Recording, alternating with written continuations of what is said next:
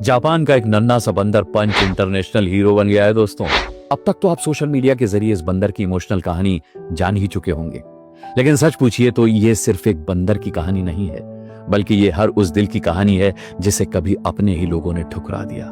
जब पंच छोटा था, उसे अपनी माँ की उंगली पकड़कर चलना था, माँ की छाती से लगकर दुनिया देखनी थी, लेकिन एक दिन उसकी माँ ने उसे अपनाने से इनकार कर दिया। वो इधर उधर भटकता रहा, अपनों के झुंड के पास भी गया, लेकिन अपनापन उसे कहीं नहीं मिला। किसी ने उसे खदेड़ा, किसी ने उसे मारा, किसी ने उसे दुत्कारा, और फिर एक दिन उसे मिला एक छोटा सा खिलौना जो न बोल सकता था न समझ सकता था, लेकिन पंच ने उसे सीने से लगा लिया। क्योंकि जब किसी को अपनों से दर्द मिलता है तो वो अक्सर बेजान चीजों में सुकून ढूंढने लगता है। अब वही खिलौना पंच की दुनिया है, वही उसका जहान है, वही उसकी माँ है, वही उसका हर रिश्ता है। लेकिन क्या ये सिर्फ एक पंच की कहानी है? नहीं, ये सिर्फ पंच की नहीं, बल्कि ये हमारी भी कहानी है। हम सब पंच हैं।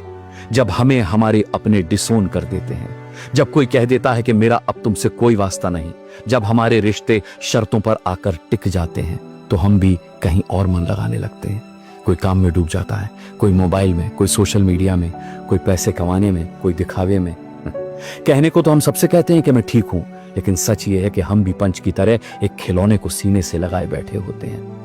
जब हमारे रिश्तों में एक दूसरे को स्वीकार करने की जगह शर्तें आ जाती हैं, जब माता पिता बच्चों को तुलना में तोलते हैं, जब बच्चे बुजुर्गों को बोझ समझने लगते हैं, जब दोस्ती स्वार्थ पर आकर टिक जाती है, जब रिश्ते सम्मान की जगह अहंकार पर खड़े होते हैं, तब समाज में हजारों पंच पैदा होते हैं दोस्तों।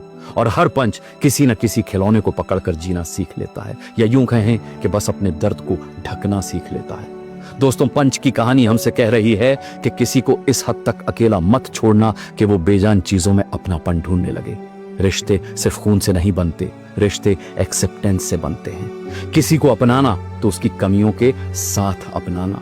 दोस्तों, अगर आपके आसपास भी कोई पंच है जो चुप हो गया है, जो पहले हंसता था अब सिर्फ मुस्कुराता है, जो भीड़ में है लेकिन अंदर से बहुत अकेला है, तो उसे कोई खिलौना मत दीजिएगा, बल्कि उसे अपना हाथ दीजिएगा। दोस्तों, उसे अपना साथ दीजिएगा।